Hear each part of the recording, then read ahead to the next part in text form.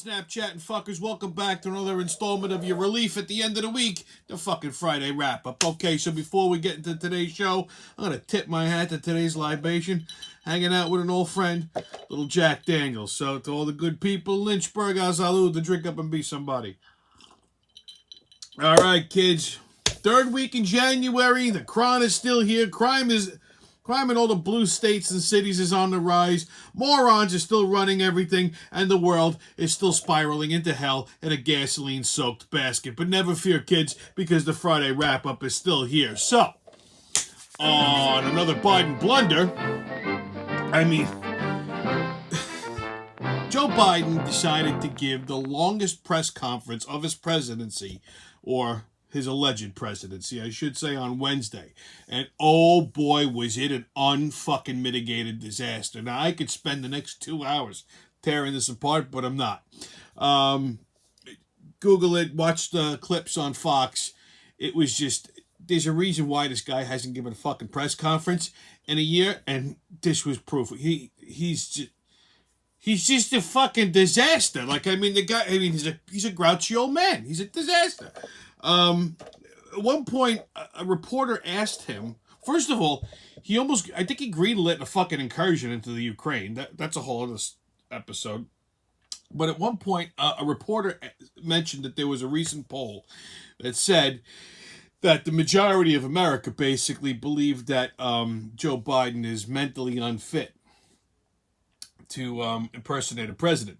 And they went to further ask him, why do you think that is, that people think that? And he, as he was picking his nose and urinating on his leg, said, I have no idea. The guy's just he's a fucking disaster. The guy's the worst goddamn president or alleged president in the history of the United States. He makes Carter look like a fucking doctor, okay, which takes some doing. Anyhow. Okay, kids, get your tickets out. We're about to hop on to that maniacal, magical express into mayhem and fuckery. All aboard! Crazy train's leaving the station. First stop, New York City. Well, nope, we're not going to talk about Mayor Motherfucker. We're going to talk about the former mayor of New York City, Muppet Hands, who I told you a few episodes ago he was planning on running for governor of New York State. And I said, God help us. Well, never fear. Don't worry, Muppet Hands announced that he will not be running for governor because nobody likes him. Shockingly enough, no one has donated to his campaign fund. And when I say no one, I mean no one. Not his constituents, nothing. Crickets. So you can't run without money. So I guess he got the message. I don't understand why he's surprised, because he seemed like he was shocked that people weren't clamoring him to be fucking governor of New York State. I mean, look at the bang-up job he did in New York City, right? So ends his political career in New York like the dribble off the end of a tiny limp dick in an orgy. Next stop, Woodbury, Long Island. So, you guys know I'm a big News 12 buff, and the weather people in particular delight me. I got to know them fairly well during the pandemic because it was just all that was playing in the house. And so they had a couple of alternate weathermen, one being a chick, in addition to their main weather person, Rich Hoffman. And one of these alternates was a kid by the name of Reed McDonough, who apparently lived in Brooklyn. Now, he's a new kid, right? Now, it's tough to break into showbiz. It's tough to break into journalism. Okay, especially being a weather person on TV. And News 12, even though it's a localized reporting station, it's localized really basically throughout New York and Connecticut, and maybe even Jersey. It's still a reputable news channel. So again, it's tough breaking into that genre. Well, anyway, this kid got lucky. He's got a segment, as a weather person on News 12. He was the weekend guy, and sometimes he would fill in during the week. And he was bitching and moaning about his commute from Brooklyn to Woodbury, which I gotta tell you, ain't that bad. I mean, yeah, the traffic's probably shitty, but so he lived in Brooklyn with his girlfriend, probably in one of the fucking gentrified areas. and he would commute to Woodbury. So apparently she was giving him shit because he spent too much time at work and not seeing him enough because of the commute and everything. And he wanted them to change his hours. Like you're a fucking shift worker at Dunkin' Donuts, right? You're a goddamn weather person on the news. You can't change your hours. And he was saying that his significant other was giving him grief. Well, News 12's producers said, no, it's not how it works. So this little shitbag, and this was in July, and it just recently came out, because, and it's funny because I hadn't noticed him around in a while. He quit. He just quit because his girlfriend wanted to spend more time with him.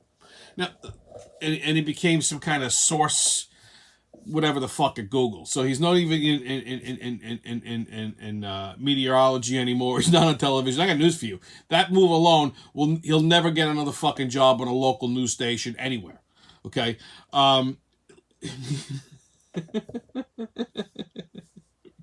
Let me give you kids a piece of free advice, okay? Your career, especially when you're a young guy or a young person, should be number one. Yeah, it's nice to always make your significant other a priority, but not at the cost of your livelihood, okay? If your significant other, your guy, your boyfriend, or your girlfriend is complaining you're spending too much time working and making money as opposed to spending time with them, the advice is very simple. Broom them. Dust them off. They're going to fucking drag you down, because now this kid's getting sued by Channel 12 for breach of contract, causing the news station all kinds of extra fees trying to replace him. And you know something? They got a case. Even if they didn't have a case, they got deeper pockets than him. They could tie him up in court forever. They could bleed him dry. So what's his girlfriend going to do then? When he's broke, has no job, has no fucking money to pay his rent, what is she going to do? She going to support him? No, she's going to leave his dumbass on the fucking sidewalk where it fucking belongs. That's what she's going to do. So my advice to you kids is, if your significant other is bitching and moaning that you're working too much, make them single. So that way, they no longer are your problem. See? And I've had that problem myself a number of times. You know, I mean, I'm a busy guy. I've had that shit. Like, oh, you think, you know, it's working. You know what? There's the door. Don't let it hit you where the good Lord split you. Next up, Connecticut. Well, this was a delightful story. A woman, and this was brought to my attention recently, and I couldn't have been more delighted. So a woman earned $200,000 selling jars of her farts on the internet. And Google this, I'm telling you, it's a real fucking thing. So I heard this from, I was doing the training, and one of the bartenders had told me this, and I just, so many questions popped into my head. Well, first of all, the woman's name is Stephanie Matto, which, if that name sounds familiar, she was on 90 Day Fiancé. So I guess once she was voted off the show, she decided to embark on the next step of her lucrative career by farting into a jar and selling it. How the fuck do you even think of doing this? Okay, I just that's the first thing that popped into my head. I mean, so she's selling them for, and it's like a little jar like that, you know. I mean, she's a pretty girl to be farting in a jar. Like, you would think some fucking, like, wildebeest would be doing this. But this pretty little bitch is farting into jars and selling them for $1,000 a pop. No pun intended. So now my next question is, what kind of fucking animals are buying this shit? Like, I mean, listen, it's one thing. I mean, listen, yeah, she's hot. I get it. You know, there are some freaks out there that like to sniff panties and whatever the fuck. Okay. It's a little much for me too, but how do you get off by sniffing farts in a jar? Listen, if a chick, busts ass and it smells like Staten Island in August, I am no longer attracted to you, okay? At least for that split second. I mean, maybe after my olfactory senses come back in order, I might give you another shot because I'm a generous human being. But holy fucking shit. You know, like, you've been abroad long enough and they blow up the fucking bathroom and it's like you walk in there and you're thinking to yourself, what was that just came in here? This is who I've been with all this time. So, you know, it's a little much. Okay, I get it. But Who would fucking pay for someone's farts? That's what I don't get. So, I'd love to know the kind of fucking savages that are buying. So what do they get? They pay $1,000 for a jar of this broad's farts. They get it. They crack the top open, rub one out, and fall asleep. That's a waste of $1,000 to me. So she apparently pumps out about 97 fart jars in about 2 days. These are true numbers, which means she's like farting like 48 and a half times a day. Okay, I don't even fart that much. I don't even fart that much if I ate Mexican all fucking day long. Okay, I mean on a good day I don't do that. So she was having at 48 and a half farts a day. She's having trouble keeping up with orders. So she decided to put some gas behind that fire and augment her diet. Again, no pun intended. So I know by now you're like horrified and wondering, what does this pretty little fart machine eat? Well, I'm going to tell you. She likes to start her day off with a high protein bran muffin. Really get the juices churning. Some hard-boiled eggs, a lot of black beans, and to add some extra stink to the farts, and she said this, not me, she likes to wash the whole fucking thing down with a protein shake. I'm reading this and my stomach is churning. Okay, as I was reading, even now as I'm saying it, I'm starting to bubble up. I wonder how many times she accidentally shit into the jar. You hold the jar. When it's fogged up, you cap it. Do you have an assistant or something? I mean, are you doing this all by yourself? So this broad is just hanging around in her apartment with no pants, a bowl of beans, dunking hard-boiled eggs and fucking muffins in it, guzzling a protein shake and farting into glass jars. What a fucking life, right? I mean, so, and like I said, there had to be a few times she slipped and sharted in the jar, maybe got it on her hand. Like, suddenly this chick is not looking very attractive. No wonder why she got kicked off a 90-day fiancé. Can you imagine this? You're on a date with her. Oh, I should save that. You know? Someone should tell her a little bit about broccoli rabe, but she could pump out like 97 farts a day. You know, you eat a couple of bowls of that. My God, my grandmother could clear she could clear a stadium like a hurdler with that shit. Little Escarole, something. Well, sorry to say that her storybook career has come to an end. Apparently she was hospitalized for having a massive gas bubble. That could hurt, I'm not going to lie. And her doctor said, stop it. They gave her some anti-gas medicine. She passed the gas bubble. I wonder what she would have charged to put that massive fart bubble like in a jar. You probably would need a Tupperware. You know, like one of those like nice big Tupperwares. You got to hold the thing. Probably like like a shit kernel in there. Maybe some corn flew out. Okay, I wonder what she would have charged for something like that, like a farewell, thing. Like raffle it off or something. Put it on eBay.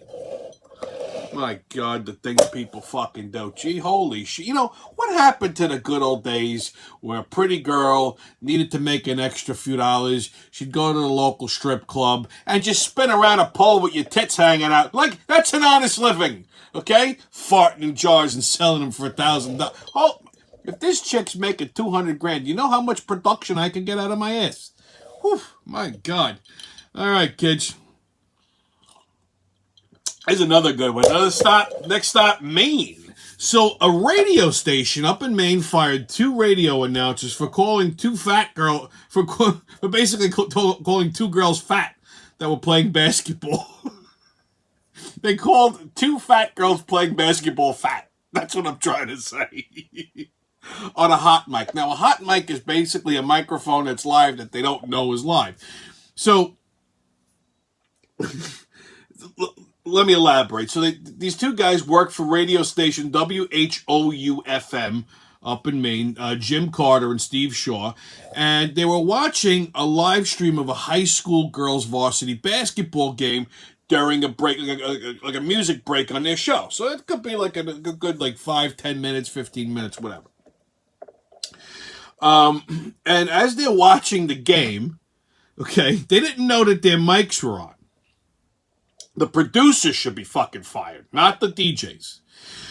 So they didn't know that their mics were on. They're having a private conversation as they're watching the show and as they're watching the live stream of this game. And there's two fat girls playing basketball. Now, they were commented on it. I mean, I could imagine, I could understand why you would comment on anybody who's fat playing basketball. It's a basketball's a very strenuous game.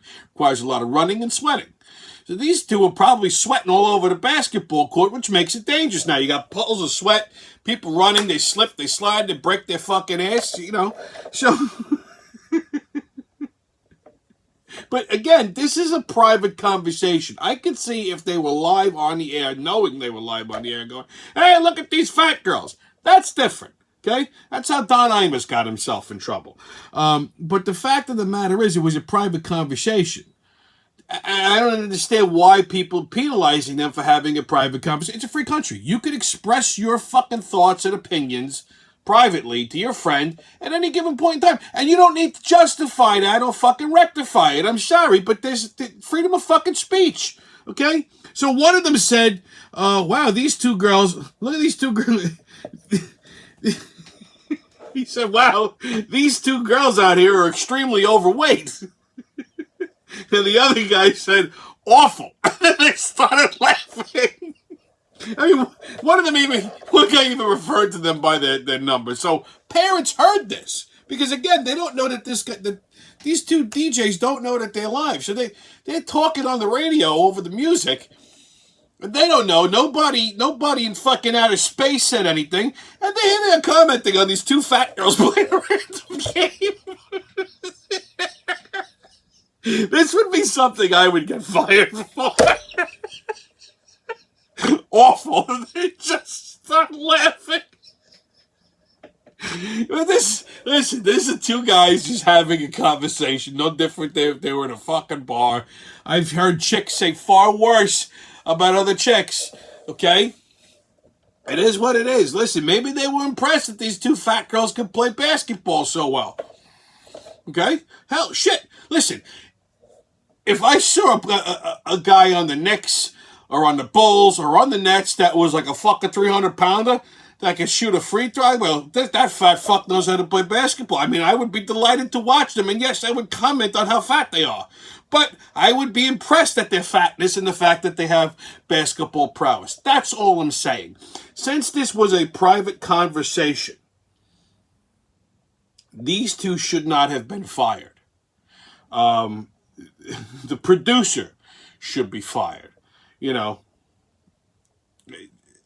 if you're going to be fat and you're going to play basketball, people are going to say things. You put fat people on television, people say things. Okay, kids, your sports update. Well, NFL. Last week, what a weekend, huh? With the wild card game. So 2 out of my 6 2 out of my 6 wild card picks were wrong. Okay, so not too bad. So that's 4 out of 6 that I got right. Not too shabby. I still got my chops. Well, this weekend is the divisionals. You got your Bengals play the Titans Saturday at 4:30. I say the Titans take this by a touchdown. 49ers and Packers Saturday at 8:15. Now, this is one of the games I fucked up on last week. It was the Niners and the Cowboys. I picked the Cowboys over the Niners. But after watching the Niners play, I prefer Green Bay over San Francisco, but after watching the Niners play, I'm going to have to say Niners by 10. Okay. Rams and Bucks Sunday at 3. LA's a strong team, but they're not getting past Brady and Gronk. So I say Bucks take that by at least 17. And this is a game that I'm looking forward to seeing. The Bills and the Chiefs rematch, divisional rematch. Remember last year? Sunday at 6:30, and I say Bills by a field goal. NHL, Rangers and Hurricanes tonight at 7. Saturday they play the Coyotes at 7 o'clock. Islanders play the Coyotes tonight at 7:30, and Saturday they play the Maple Leafs at 7. NBA, Nets play the Spurs tonight at 8:30. Sunday they play the Timberwolves at 8. Knicks and Clippers Sunday at 1. And the Bulls and the Bucks tonight at 8. And Sunday they play the Magic at 6. Okay, kids, on what the fuck is that? We're going to talk about platonic life partnerships. Now, that's a whole mouthful. So I heard this term. And right away my brain said, what kind of fuckery is this? Because I'm thinking this has got to be some kind of new fucking disastrous type of thing. Well, it turns out platonic life partnerships have been around long before there was such a thing called wokeism. We just had the good sense not to name it anything or draw attention to it, okay? Unfortunately, in 2022, good sense is not alive and well. It does not exist. So, what is a platonic life partnership? It's a platonic relationship in which the people share a close bond but do not have a romantic interest or a sexual relationship. Here's a couple of examples. Laverne and Shirley, Oscar and Felix, Chandler and Joey, Will and Grace, Three's Company, okay? Anyone that's been married longer than 20 years. Some might call it roommates. Some might call it friends. But no, in 2022, we have to take a simple thing as two platonic people living together as roommates or friends or, someone married for over 20 years and call it platonic life partnerships because that's more woke than just saying, this is my roommate. Meh. Okay, kids, on right or racist, according to the CDC, in 2015, gay and bisexual men accounted for 82% of HIV diagnoses among males. Well, that's right, okay? I don't know what that says about Eazy-E and Magic, but statistics are statistics, kids. All right, on your PSA this week.